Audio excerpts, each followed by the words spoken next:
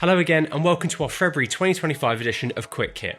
BSE Expo happened earlier this month, so there's actually been quite a few new things come out.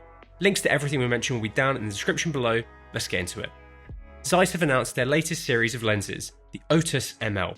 And I'm not going to lie, I'm pretty excited to check these out. We've been using the Zeiss Otus lenses as our primary set of lenses for years now, and we absolutely love them. So when this press release hit my inbox, I was a tad bit excited. These are a new set of mirrorless mount lenses, which is what ML stands for, that have been inspired by the Otus lenses. Zeiss haven't released any new stills lenses in ages, so it's great to see them finally release something again. They'll be available in Sony E, Canon RF and Nikon Z mount, which covers a lot of full frame cameras that these can be used with. One of the big dividing points of these lenses is that they are fully manual focus. They have a nice long dual scale focus throw and declickable aperture ring at the back. This aperture ring was one thing missing on the EF versions of the original Otus, so it's great to see across all the different mounts here. They look to have a similar design ethos to the original Otus, which is optical perfection. Both lenses feature new optical designs versus their predecessors, and the 55mm is obviously now a 50mm. The 50mm will be available soon and priced at £2,520 including VAT, and the 85mm 1.4 will also be coming out later this year and will be a bit more expensive. I'm really excited to get these into test, and I hope they live up to the original Otus lenses. While we are talking about Zeiss, there are now RF and Z mounts available for their nanoprimes from Kipetai. These are decently easy to swap and really add to the versatility of the nanoprimes, which are only available in E-mount out of the box. The bungee ring is a pretty interesting and affordable clamp-on filter system. I'm sure like us from time to time you've had to tape filters onto the front of your lenses for a given rig or setup, and this is where the bungee ring comes in. It's currently available in 3 different clamp-on sizes, 95mm, 110mm and 114mm, which does cover a lot of cinema lenses. It clamps onto the front of your lens and then uses robust bungees to hold up to 5 filters, and it weighs just 61.7 grams. It looks like a really neat and relatively inexpensive solution that you can just buy and have in your kit bag in case you need it. We'll be getting them onto our website as soon as possible, so keep an eye out if you like the look of these. Angelbird has announced their series of AV Pro SC CF Express Type B V4 cards in 512GB, 1TB, 2TB and 4TB variants, which have a minimum sustained write speed up to 3150 megabytes per second on the 2 and 4TB cards, and at pretty decent prices. These are a pretty big step up in performance versus their previous generation of cards, so these will be especially good with cameras like the Ursa Cine 12K body only and other higher data rate Type B systems. The Blackbird Mantis support system was announced last year, but it's become more available as of late, and we'll be adding it to our website for sale and to our demo stock as soon as possible. The Mantis is a camera stabilizer that works with a range of existing support systems, like an EasyRig or ReadyRig. It uses elastic tubing to support your camera package and provides smoother and more effortless movement than an EasyRig can provide by default. It's a really simple looking system that has garnered a lot of love already from people who've used it, and we're excited to get one in for us to test and shoot with. They've produced some really great videos showing how easy it is to set up and how much it smooths out movements, so if you're intrigued by it and want to learn more, check those out via the links in the description. Sigma have announced a new camera and a couple of new lenses. The BF is their latest mirrorless camera, and its design is pretty unique. In very Apple-esque fashion, it's made from a single block of aluminium, and its overall design and menu system looks very stripped back and simple. It features a 24MP full-frame backside illuminated CMOS sensor, can capture 6K video, has 230GB of internal storage with no memory card slot, has very stripped back inputs and outputs, and uses the L lens mount. The menu system looks really clean and simple, and honestly, it's refreshing to see a camera brand do something a little bit different, and I think that's why it seems like people online are really interested in it, even though it seems to share a lot with the much more affordable Lumix S9. They also announced silver versions of a range of their mirrorless lenses for this system as well. What do you think of the BF? Is it interesting for you? Let us know in the comments. They also announced a new 300-600mm f4 DG OS sports lens and a 16-300mm f3.5 to 6.7 DC OS. The new 300-600mm is an impressive looking lens. Considering its range and constant f4 aperture, it looks surprisingly small and weighs just under 4 kilograms. That's not hand-holdable by any means, but light considering its spec. It's priced at just under £6,000, which for something with this range and constant aperture is pretty impressive. It's available in both Sony E and Leica L mount and is available to pre-order now. The 16 to 300mm is a contemporary super zoom with an impressive range. It's an APS-C lens and will be available in L, X, E and RF mount. It's definitely being aimed as an all-in-one lens for these systems. When you zoom, it does extend quite a bit, and you obviously have quite a large range in aperture, but given its insane range, that's hardly surprising. It's also priced at just under £600, so if you're looking for an all-in-one travel lens, this could be a good option. In some of the biggest news this month, Red have introduced Nikon Z-mount versions of their Komodo X and V-Raptor X cameras. This also brings a range of new features, including an updated autofocus system and the ability to use even more lenses with greater customization. The Komodo X and Raptor X were already two of our favourite cinema cameras available, and these new mounts only make them better in our eyes. Having the ability to use Nikon's excellent range of lenses with an improved autofocus system, and then also having the ability to use E-mount lenses and all the regular adapted lenses makes it incredibly versatile. We've just got our full production demo cameras and a couple of Megadap adapters into our studio, so we are planning on making some more testing content around them ASAP. Let us know what tests you'd like to see in the comments below. In the meantime, if you want to learn more about this, check out our initial hands-on video, link to which is in the description below. Red also released a new beta version of the Red Cine X Pro app, which adds a few new features, but most interestingly, support for Nikon's NRAW. This means that you can import and decode NRAW files through Cine X and process them like you can R3D through this program. So you can take advantage of Red's IPP2 color pipeline, which results in some really great color from these NRAW example clips. We did this with the rushes that we captured with the Z8 during our S1R2 review, and the images are really nice. It's going to be really interesting to see how Red's RAW and Nikon's RAW interplay together in future with any other cameras that they bring out. In the meantime, I would love to see the ability to decode NRAW in the same way as R3D in Premiere and Resolve, using the same controls. It would be awesome as the image looks so great through Cine X.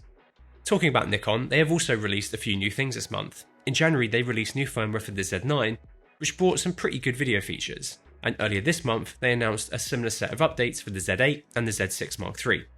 This includes the option to change from shutter speed to shutter angle, which is great to see, and will make shooting video and keeping your motion blur consistent much easier. Next, you can change the colour of your zebras, which could be helpful in different environments or scenes. They have also added a new function to combine both the power and high-res zoom for greater zoom ranges. This will work with their 28 to 135mm f4 powered zoom lens. This is again another clear firmware update aimed to make Nikon's cameras more appealing for video shooters. Up next, they've released two new lenses, their 28 to 135mm f4 powered zoom lens, which they announced last year, and the Nikkor Z 35mm f1.2s, which is their flagship 35mm. Both of these look nice for different reasons, and I'm excited to check them both out. They also released the Coolpix P1100, their latest bridge camera. It has an incredible 24 to 3000mm equivalent zoom lens, which is insane, and is really its main unique selling point. Up next, Panasonic announced their newest hybrid mirrorless camera, the Lumix S1R2, and it has a bunch of interesting and updated features. We've created a video about this new camera, which we released when it was announced, so if you want to learn more, check that out. However, long story short, the S1R2 features a 44.3 megapixel backside illuminated CMOS sensor, can record up to 8K in camera, as well as a huge range of other resolutions and formats including ProRes, has their best autofocus and stabilization systems yet, and has a bunch of awesome features for video and photography users. The big sticking point for some seems to be the sensor readout speed though, which is quite high when you have the dynamic range boost mode on. Whether this is acceptable for you really depends on what you shoot and what you deem usable. This discussion is something I find quite interesting though. What do you deem acceptable, and is it an important feature you consider when buying or renting a camera? Please let us know in the comments. If you want to learn more about the camera, check out our full video, link to that is in the description. Up next, DJI have announced the RS4 Mini and the Osmo Mobile 7 and 7P phone gimbals. The RS4 Mini is a new lightweight update to their RS4 series. It weighs just 890 grams or 1.96 pounds, can handle camera payloads up to 2 kilograms or 4.4 pounds, now has automated axis locking, which was a feature on their more expensive gimbals, fine-tuning knob adjustments, an updated vertical shooting mechanism, and a new intelligent tracking module, which can attach onto the gimbal and then allow for enhanced subject tracking and commands.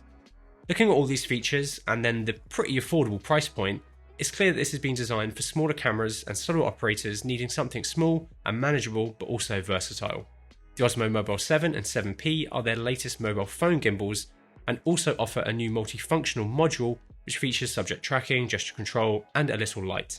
There is also a new magnetic mount option, and the 7P has a built-in extension rod, whereas the regular 7 doesn't. All of these gimbals are available to order now on our website.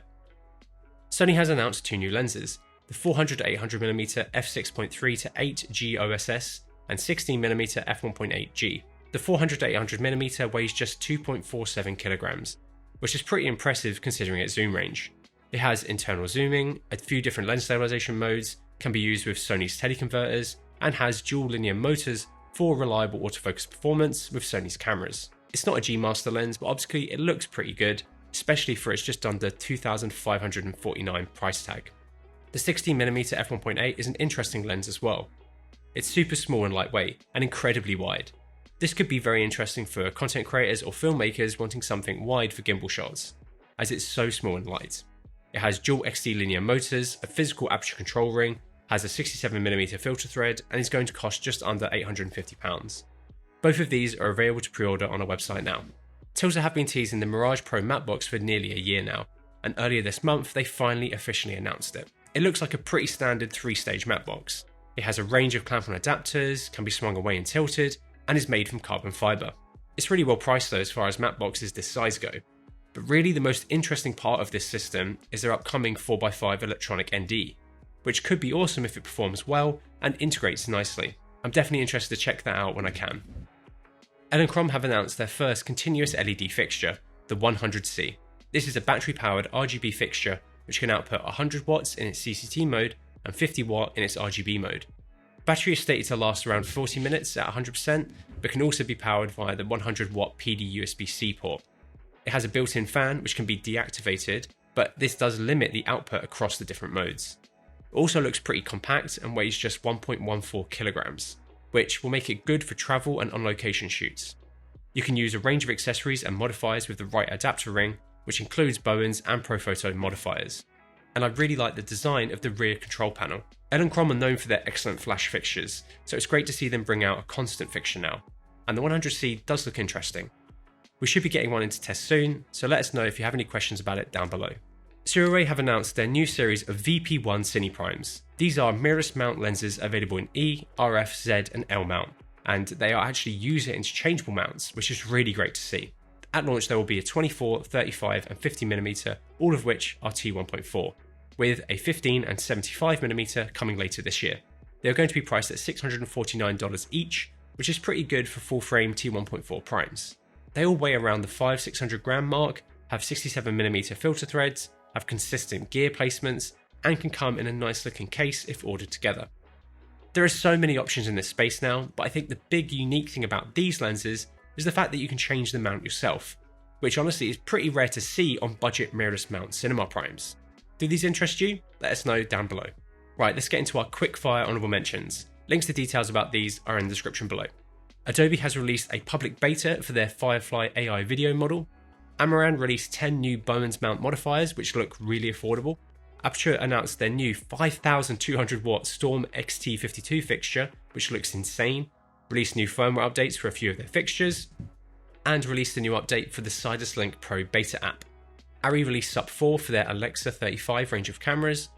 Atomos have dropped the price of the Ninja phone by 50%, and released new firmware for the Ninja and Shogun series of monitor recorders, which adds support for a range of raw outputs for different cameras. Blackmagic announced a new accessories deal for the Pixis, which is live on our website now, and update 9.7 for their Atom switcher. Bright Tangerine have added a vertical adapter dovetail plate for their C400 range of accessories. C7 adapters have released their Leica M mount, which can be used with a range of Arri cameras.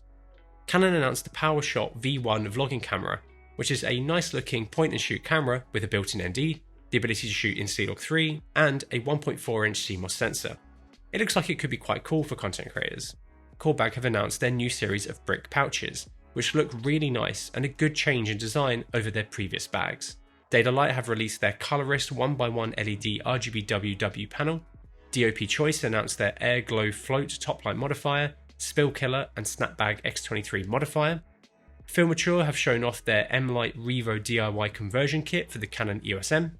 Freefly announced their Astro Max Industrial Series drone. Geo Optics are now rehousing Olympus OM stills glass in their latest housings. Godox released the NOLED P1200R and P600R Hard Pro LED panel fixtures. Hawkwood have released the BP98X BPU style of battery. These will be great for Sony cameras and the Pixis. They feature a 98 Wh capacity, a max amp draw of 10 amps, and a range of outputs including a 45 watt USB-C. IBE Optics have released their full frame version of their Raptor scope. We had this at BSC and it looks awesome. iFootage released firmware for the Shark Slider Nano 2. Ignite Digi announced the Fusion Hub for the DJI transmission system.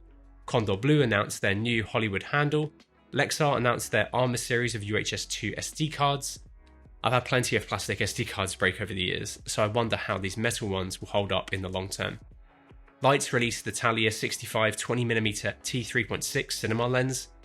Lightbridge released the C100 grid system, a customizable reflector array. Lighttile showed off their Spectrum series. Mica announced the Pro 55mm f1.8 lens in X-mount. Mid49 released a range of new rigging products. Movmax announced the In-Control controller for DJI gimbal systems. Nanlux have released full details of the Evoke 5000B, which looks like a serious beast. OM Systems have released their latest camera, the OM3. It features a 20 megapixel stacked backside illuminated Micro Four Thirds sensor, has some pretty decent looking video spec, and does look pretty gorgeous. Richard Gale Optics have teased their upcoming Albion 65 series of medium format cine lenses. Rode has released a firmware update for the Rodecaster Video. Satechi have shown off their really nice looking hub for the Mac Mini M4, which looks to add a nice range of I/O for it. Shape have released a 10,000 mAh power bank, the Mag Wireless. Smorig released a cage system for the Panasonic S1R2. Sony also released some minor firmware updates for the FX3 and FX30. Teradek released a B and Gold Mount Plus cradle for the Bolt 6 LTTX. Thypoc released the Cymera 75mm f1.4 lens. Tokina announced the Vista C series of cinema primes, which have tweaked characteristics versus their previously tuned Vista Prime lenses. And they also announced the ATX-M 11-18mm f2.8 lens for Fuji X-mount APS-C cameras.